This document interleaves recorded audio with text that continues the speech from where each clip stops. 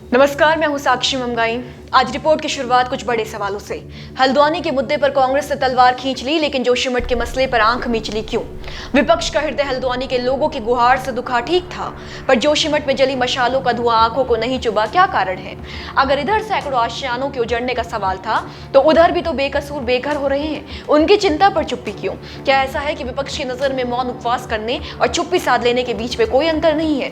देखिए, सवाल बेशक तीखे हैं, लेकिन उस तीस से अधिक नहीं जो इस समय जोशीमठ के कई परिवारों के दिलों को अखर रही है।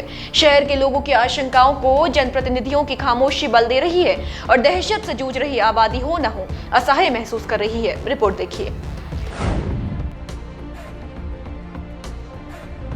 घरों की दीवारों पर दरारें पड़ गई हैं, जमीन की जमीन धंस गई है, रास्तों के बीच से नाले निकलने लगे हैं, खेतों के बीच दराज देखी जा सकती है।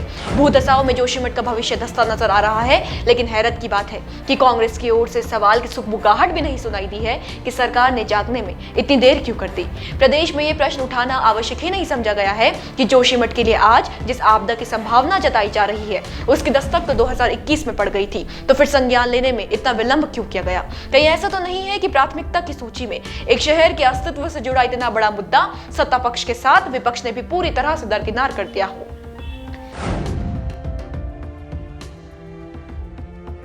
रेलवे की भूमि पर हुए अतिक्रमण मामले में उत्तराखंड कांग्रेस के तमाम बड़े नेताओं ने विरोध दर्ज किया। पूर्व मुख्यमंत्री हरीश रावत मौन उपवास पर बैठ गए, तो कांग्रेस के प्रदेश अध्यक्ष करण महारा, विधायक सुमित हृदयेश, कांग्रेस विधायक दल के उपनेता भुवन कापड़ी, उपाध्यक्ष धीरेन्द्र प्रताप, विजय सारस्वत, इन नेताओं ने जाकर दिल्ली में डेरा डाला। नेता प्रतिपक्ष यशपाल आर्य भी खामोश नहीं बैठे। उनकी ओर से भी राज्य सरकार के खिलाफ खूब बयानबाजी की गई। सवाल यह है कि यदि विपक्ष हल्द्वानी के 50,000 लोगों की छत को बचाने के लिए खुद को प्रतिबद्ध मानता है, तो फिर जोशीमठ के परिवारों के लिए मुखर क्यों नहीं होता?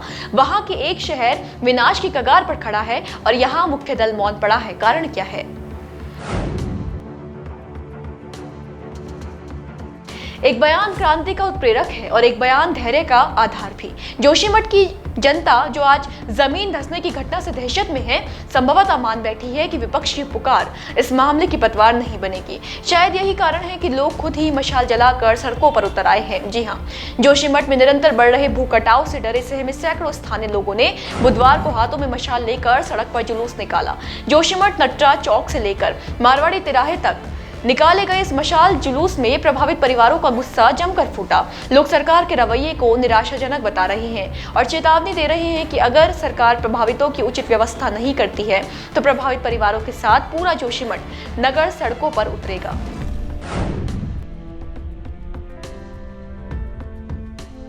देखिए, आज की स्थिति यह है कि धार्मिक और सामरिक दोनों ही लिहाजों से उत्तराखंड का एक खूबसूरत नगर भूदशाओं की भेंट चढ़ रहा है। अभी तक लगभग 580 घरों में दरारें आ चुकी हैं। परिवारों के परिवार घर छोड़ने पर मजबूर हैं, उन्हें सुरक्षित स्थानों पर पहुंचाया जा रहा है। लेकिन प्रभावितों का आक्रोश पहले तो इस पर है कि उनके साथ इतना निराशाजनक रवैया क्यों, और दूसरा लोगों का कहना है कि यहाँ बनने वाली तपोवन विष्णुगढ़ जल विद्युत परियोजना की टनल यानी सुरंग के कारण जोशीमठ में जमीन धंस रही है। मशाल जुलूस निकालकर एनटीपीसी जल विद्युत परियोजना का ही विरोध किया गया है। अच्छा, आपको जानकारी ये भी दे दें कि क्योंकि जोशीमठ में हो रहे भूदशाओं से स्थिति लगातार बिगड़ रही है, इसलिए अब भूदशाओं मामले की निगरानी पीएमओ से की जा रही है।